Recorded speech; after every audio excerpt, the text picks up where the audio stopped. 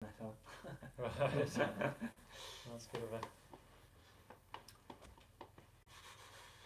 So how will we find out whether this is working? I'm not sure. It's where the sound comes out of Max's laptop, is it? Yeah. Yeah, but it's not come up yet. We've got 8 people logged on. Onto that one. Yeah. Can anyone tell us if they can hear anything? If there should be a new logo underneath it. Yes, if you can hear us on this new stream, got a few people logged in, I think, and do let us know. It works. Okay, great. Great. Cool. So can you go back Can to you post it in the other Yeah, one? I'll message people on And this send now. the link. Okay. Much excitement. Yeah. I think Greg needs a hand. You got that. Shall I help?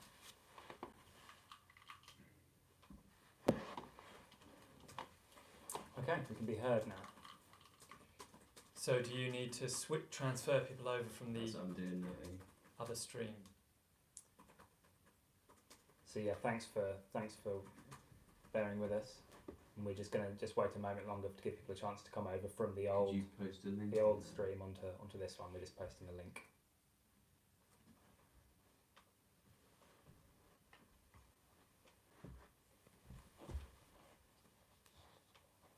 Apparently, Ravati just said the sound on the old one started working or something. So you're committing to the new one, presumably. Let's Yeah. just commit to the new one. Okay, so good to see you on this new stream. Hope you can hear. Let us know at any point if you can't, obviously. Sorry that we're a bit delayed. Is that sound okay? Yeah. Okay, that's coming out. Okay, so I think I'm just going to make a start because we're a little behind. But hopefully anyone from the old stream is transferring to the new stream, as we now know to call it. So yeah, thanks for tuning in. Sorry for the tech troubles. My name's Sthiramanas, and I'm here this morning with Sthiramanas, my friend and a very new order member. I've got to mention first of all, in case you didn't catch this earlier, that today is Sthiramanas' 30th birthday, as well as being Easter Day, and exactly a week from his public ordination. So I'm sure there'll be lots of people keen to wish Sthiramanas well. Partly we're doing this so that people have a chance to see Sthiramanas and congratulate him because, you've been ordained in some of the strangest circumstances ever. We live right on Roman Road in Bethnal Green here, and this morning I could hear birdsong out above the main road. It's very, very unusual sort of time, and you've joined the Sthiramanas Buddhist order during that time. There'll be a chance, by the way, to hear at greater length from Sthiramanas about ordination and what that means, why he might have done it. But today we just thought we'd get you to charge your coffee mugs as we've done ours, and just tune in for a kind of gathering and a bit of a chat. So, first let's just introduce everybody here. So I'm Sthiramanas, this is Sthiramanas, and Greg and Max, why don't you come and just show yourselves briefly. So I just want to say who else is in the room. We're in my bedroom here, by the way, in Sakavati community. This is Greg here. Hello. And this here is Max. Hello. Greg and Max are doing our tech. They haven't actually broken a sweat yet, but I wouldn't have been surprised because that was a little tricky getting us up and running. Anyway, Sthiramanas, why don't you tell us how you are in this very odd ordination phase for you? Yes, I'm well. No, thanks very much for logging in to say hello, and for the cinnamon buns that Gauravati's promised later on. Yeah, I'm very well.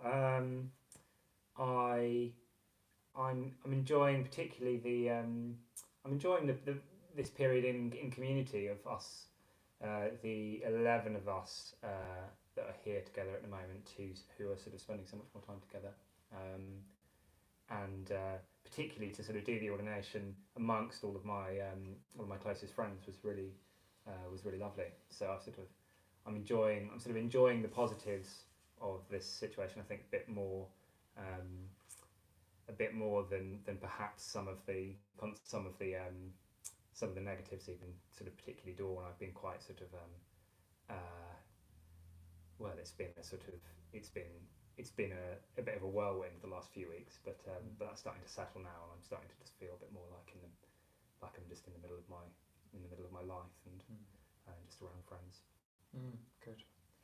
Normally, if you'd have come back from a long Guyaloka retreat for probably some weeks, everybody you ran into in the street would be seeing you for the first time, giving you cards and gifts. You'd have a welcome back ceremony at the centre, along with other guys from the LBC who are going to be ordained, of course.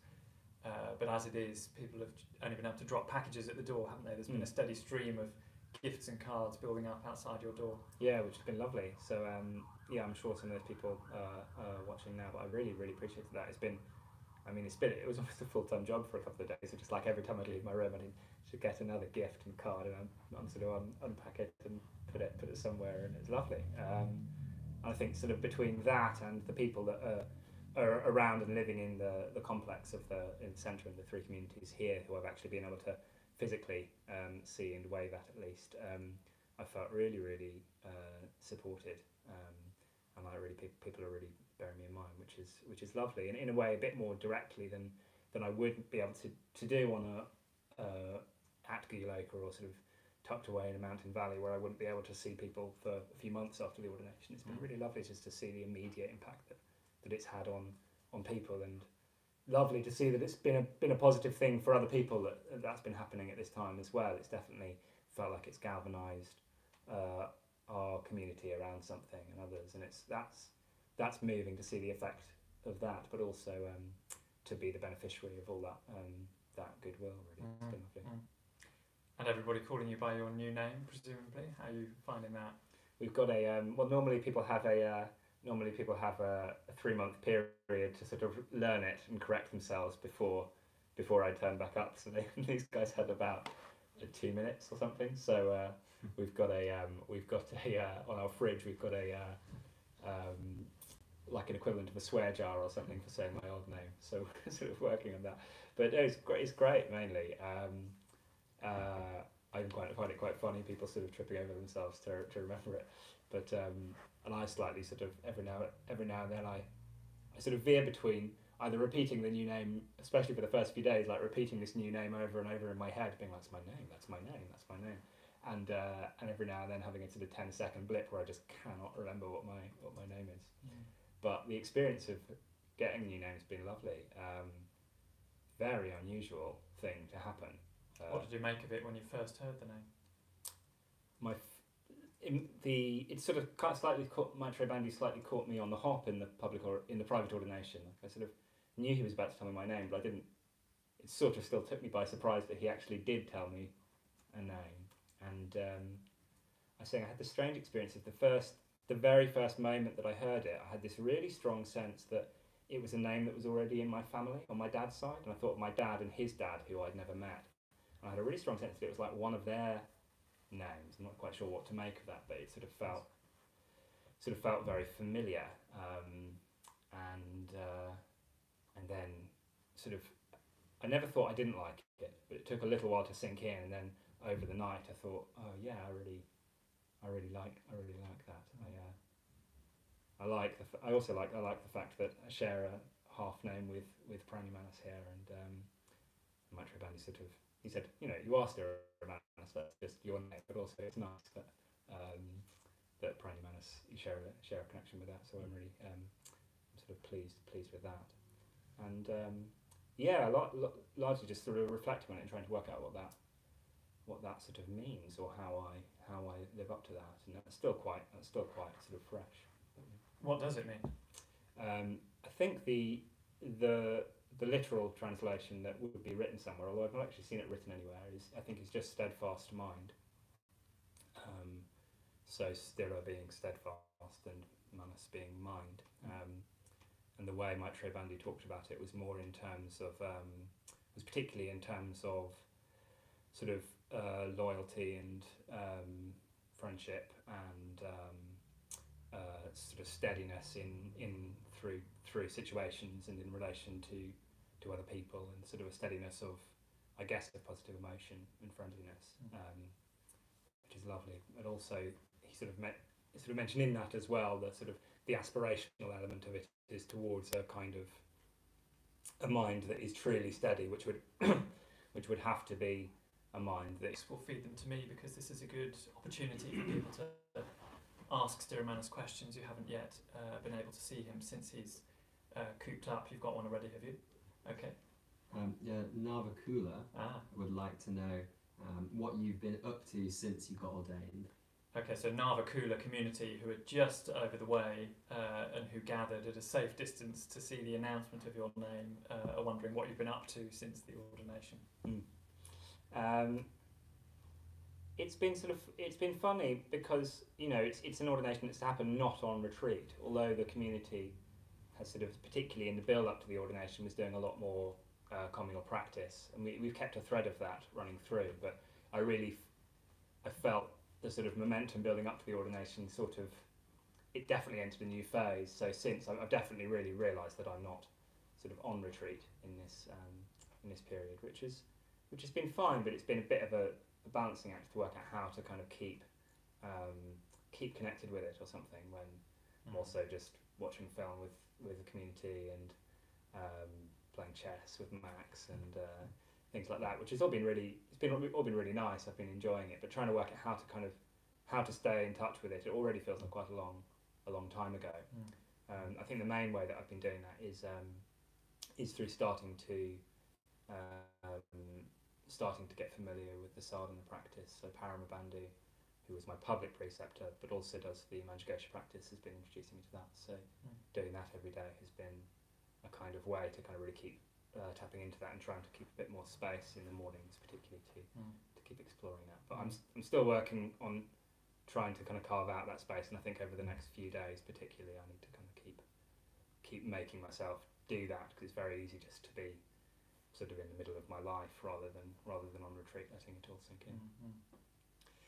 Well, I was just wondering about the circumstances of the order. Well, this time in the community, I mean, it was only a matter of weeks before you'd ordinarily have gone to Guyaloka, which was already 1 year delayed, that you found out you wouldn't be able to go. And not very long after that,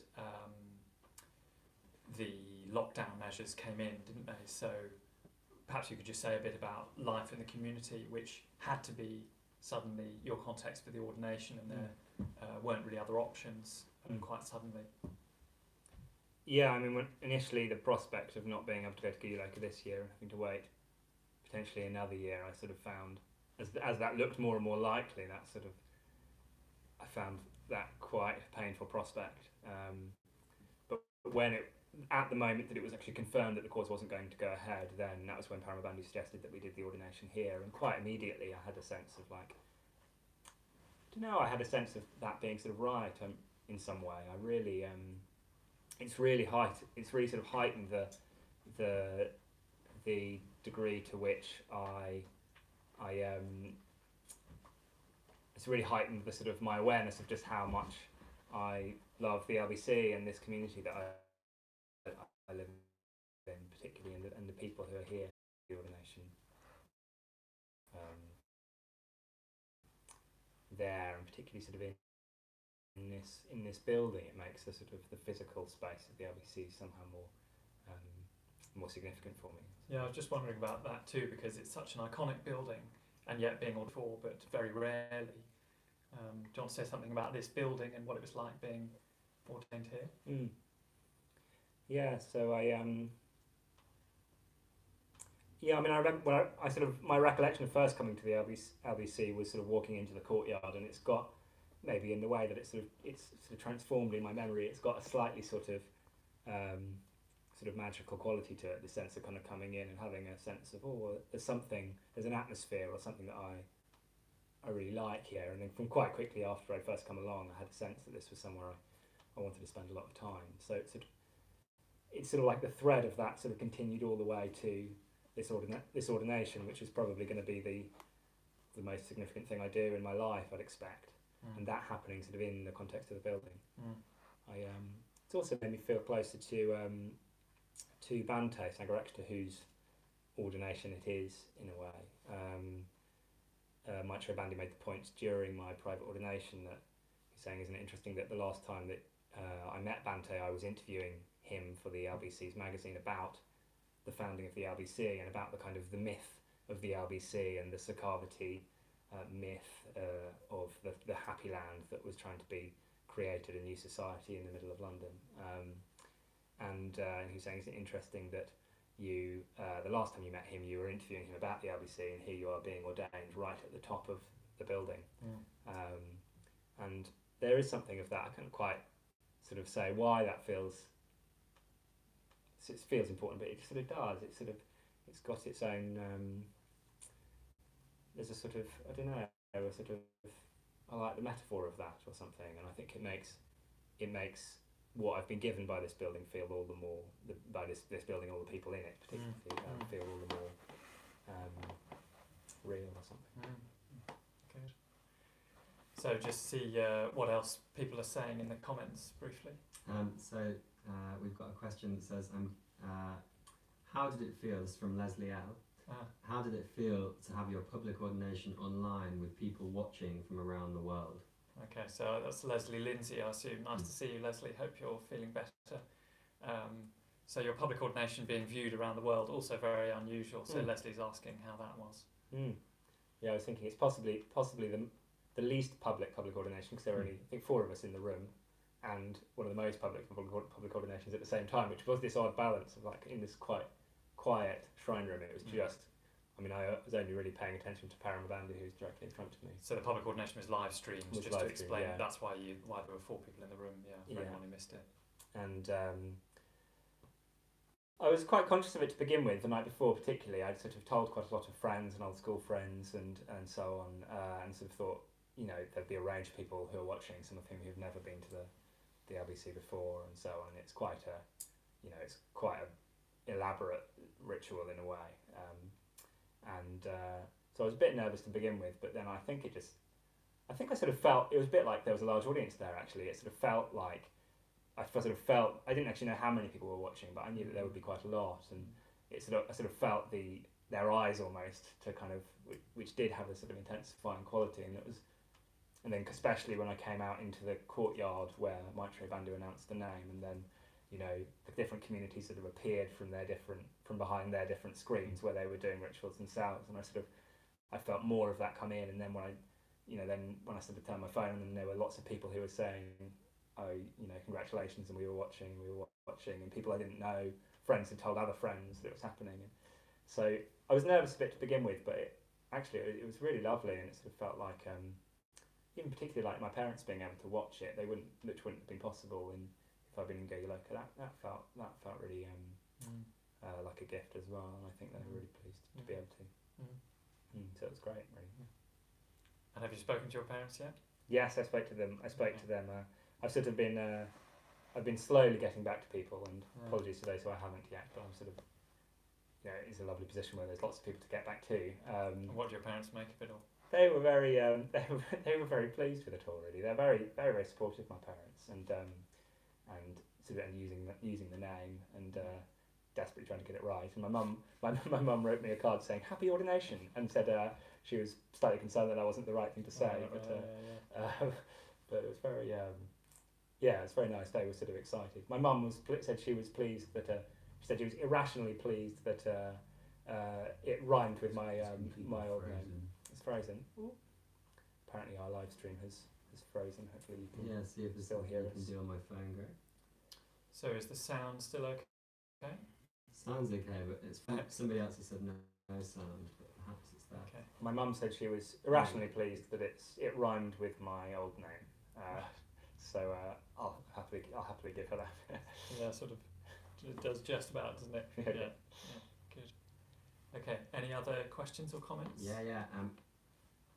Anna Norbury has Hello, said, Anna. She said, how did you cope in the lead up to your ordination in light of all the uncertainty around whether and then when it was going to happen? So that's Anna Norbury asking, how did you cope with all the uncertainty leading up to your ordination?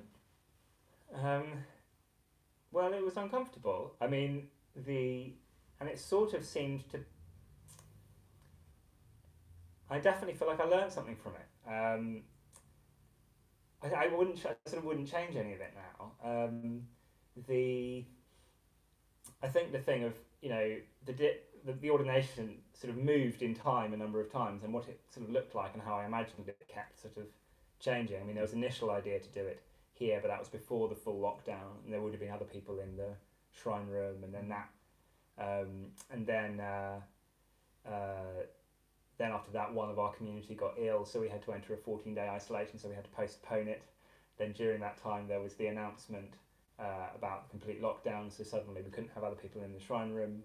Then we only confirmed that it was going to happen on the Friday, so I was ordained privately the next day. So it sort of had a big question mark over it the whole time, which was, it was definitely uncomfortable because it wasn't clear, and it was hard to know sort of quite how much to rev up the engine and how much to sort of hold tight and so on. But I think that there was something about having to just let go of, what the ordination was going to look like, where it was going to be, when it was going to be, and having all the different elements of that sort of continually sort of chipped away. That made me just reflect about what it actually was, in a way. I was so used to thinking of it as going to Guyaloka at a certain time, and I'd heard stories about that, had some ideas of what that would be like. I'd come back, I'd have a welcome back, there'd be dates for that, there'd be dates for the ordination.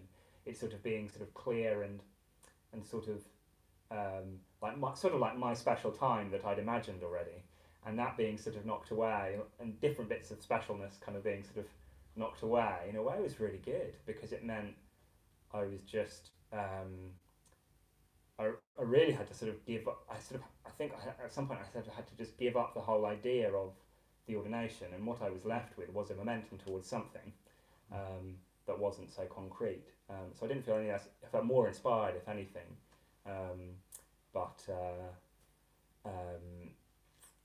it felt a bit more. Well, it felt a bit less like sort of. Like a special occasion for me or something. Actually, the way it happened, it did feel really special, and I felt a lot of love from people, which was fantastic. But it felt less about that or something.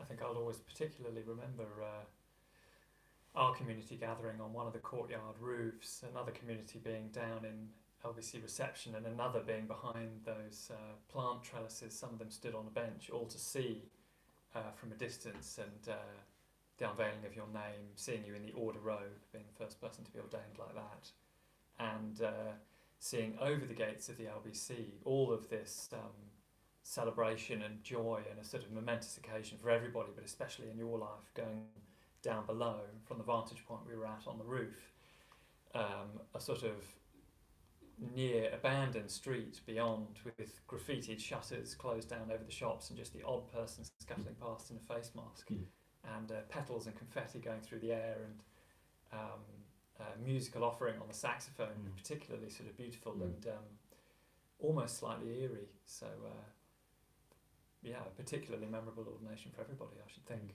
and very, very special. Yeah. So we've got more from questions and comments. Yeah, so Nico. Hello, Nico.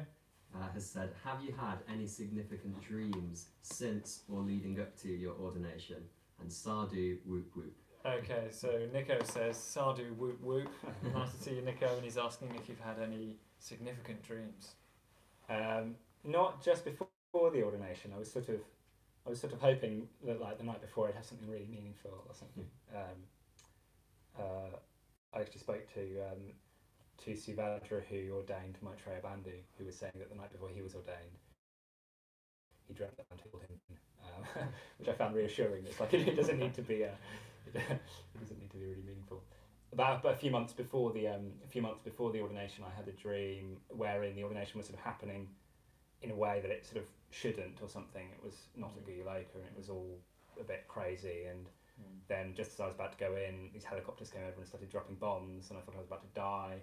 And then I went in to see Maitreya Bandhu, and he said he was going to give me a crown of death, and then he mentally gave me a skull. Wow. Which felt like, oh, that was sort of rich. And then we were doing the washing up after the whole coronavirus thing had started, and it had become clear that I was going to have to be ordained here. And somebody mentioned that corona means crown, and so I was like, right, okay. I sort of I think what my sense was when it first became clear that the ordination was going to have to happen in this way, it took a bit of adjusting to. I'd had this. I think I've always had with the ordination a particular, like a strong sense that it couldn't possibly happen in a way that it wasn't sort of in inverted commas meant to happen, in a way that wasn't going to be resonant or significant. I think something about things like that dream and so on, sort of kind of connecting up with the way that it actually happened, sort of felt like, that's the way, that's the sort of shape of it, or that was the particular myth of this ordination being sort of at home in the middle of a crisis, around friends, uncertainty. Okay, any more from questions and comments? For now, we've probably got to wrap up in 5 or 10 minutes' time. Yeah. We've touched on it a little bit, but it says, one of them says, I'm guessing your family are very proud of your ordination. So that's, who's that asking that? I'm not sure. Oh, It's right. been quite a while ago. Oh, right, okay. Well, whoever it is, I'm very. So is your family proud, they're asking? Yeah. They've definitely said that, and I'm very fortunate in that. I know that it's not the case with everyone's family, so they seem to be. I think my dad was sort of quite excited at the prospect of the name and what that means, and it's definitely a thing. I think they can definitely recognise that it's been something that's been really positive in my life, and sort of respect the fact that I want to follow it through. Great that they can see the ordination in the way, because they can see a bit more what it actually is, even if they don't understand sort of every element of it. Well, I don't, but they can sort of see the impact of it, or something, or the weight of it. So, do you know what's next? Well, not particularly, because it's a funny old time, isn't it? And I don't quite. So I'm not doing my usual work at the centre, because that work doesn't particularly exist at the moment. And I was planning to sort of step back and be away for a while anyway, so I just handed over my work.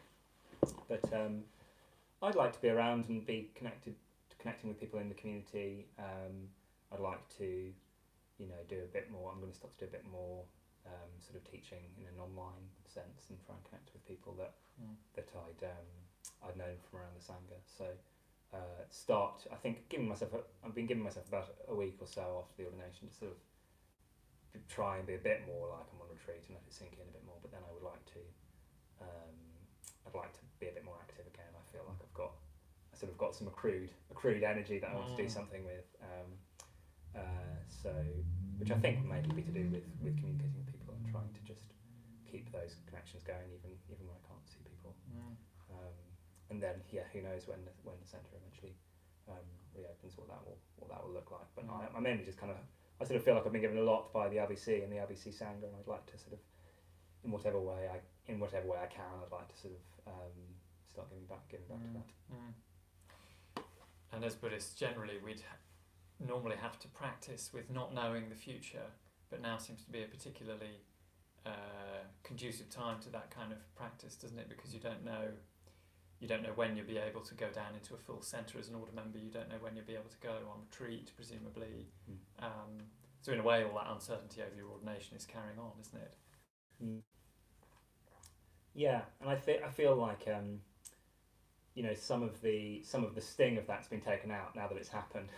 Slightly, there was this thing of just like crossing fingers that there was going to be a window in which it could happen, and there's a bit of a relief that it sort of has. I feel like, but now also that slightly the dissatisfaction of, in a way, it's been a particularly unusual time for me. I've been quite preoccupied with being ordained, so now I'm sort of starting to feel the bite of being in lockdown and seeing how that's affecting other people as well. But yeah, hopefully can keep reflecting on it and keep making the most of the opportunities it provides. But and keep honing your chess game meanwhile. Yeah. We've got a chessboard, so that's taken off. That's the new excitement. Yeah. Good. So unless there's many other questions, or there are a few positive comments. Surya Gupta said, "A fascinating big dream. And Kana Haya said, not a question, but I feel your name is beautiful and so needed in this strange time. Also, the double denim is a great look. Okay, Okay. so we've got celebrations there of the double denim, the big dream in the name, and that probably says it for today, doesn't it?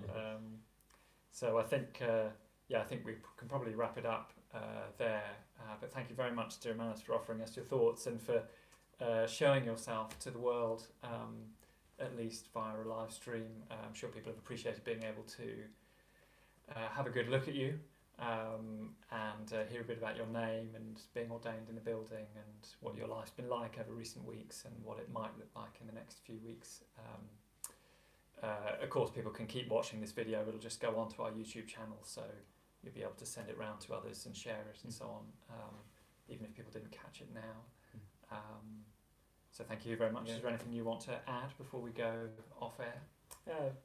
No, mainly just to thank people for tuning in and for all the cards and gifts and messages and support and it's like it feels like rejoining the LBC Sangha in a way, and that sort of makes me appreciate it all the more. So yeah, thank you all.